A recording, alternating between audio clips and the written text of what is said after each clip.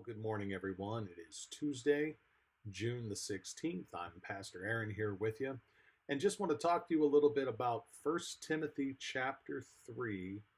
I want to read 1 through actually about 7, but I'm just going to hit some highlights here for you. Here is a trustworthy saying: if anyone has his heart on being an overseer, he desires a noble task. Now the overseer must be above reproach, the husband of but one wife, temperate, self-controlled, respectable, hospitable, able to teach, not given to drunkenness, not violent but gentle, not quarrelsome, not a lover of money. He must manage his own family well and see that his children obey him with proper respect.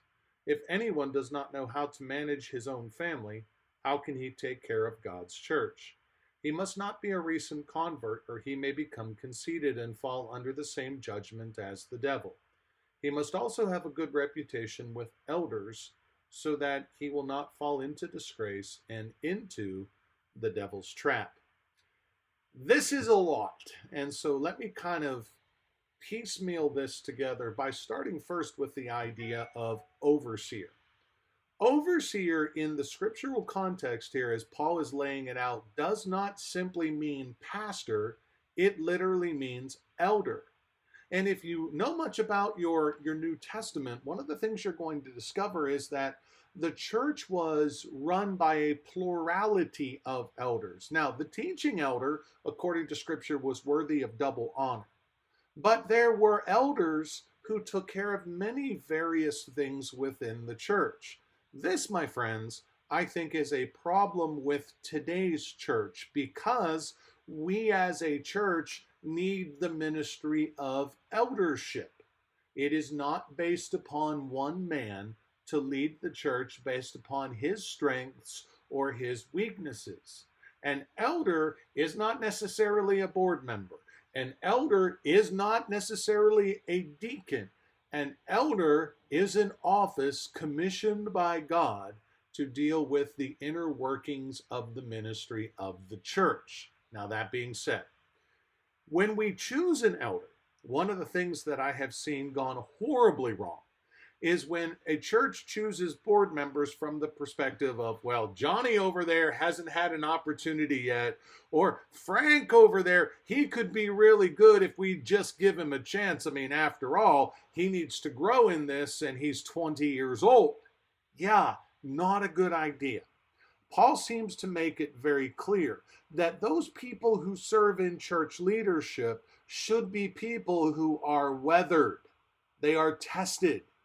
And in this serving in church leadership, you're going to see that there are certain places where they need to be tested. As I have to try to sum this up in 2 minutes, let's hit some of the highlights.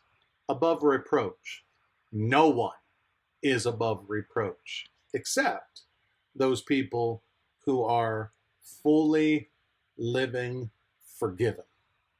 What is reproach? It's your past held against you. If a person is above reproach, this is a person who is regularly practicing, God, I am weak, make me strong. The husband of but one wife. I've been a part of denominations who have said that once you are married and you are divorced, you are never able to serve in this case, eldership again. Problem with that position is that it makes it the worst of sins, unable to be forgiven and forgotten, that it's always going to be something that is held against you. All I can say is Romans 3 verse 17 says, for God did not send his son into the world to condemn the world, but that the world through him would be saved. Condemn. That's what I believe too many put on divorce here.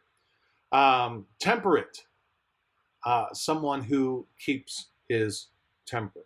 Respectable, someone who maintains a godly image. Hospitable, someone who likes people. Able to teach. That does not necessarily mean able to teach the Bible. There is a lot of teaching that goes on teaching that people need that is not simply based upon a line by line and precept by precept exposition. Not given to drunkenness. It doesn't say not taking any wine. It says not given to drunkenness. Let's make sure that we don't make this deeper and more serious than what the scripture itself is communicating. Here's the reality. If you don't take any wine, you don't ever have to worry about being drunk. But the Bible does not say don't take any wine. So there has to be godly wisdom employed here as well. He goes further, not violent, but gentle, not quarrelsome. You know, we don't need people in leadership that are people who are tearing the congregation apart. We need people who are going to bring the congregation together. It is a remarkable, wonderful thing when a man of God who serves as an elder within the church senses the divisions within the church, and because of the credibility that he or she have earned, and I say she because it very well may be a she, they can pull people together, they can talk, and they can work these issues out. I am out of time, but I need to make sure that we address this further. So we'll pick this up again in the next, or it'll be Thursday. We'll pick this up again and talk about this.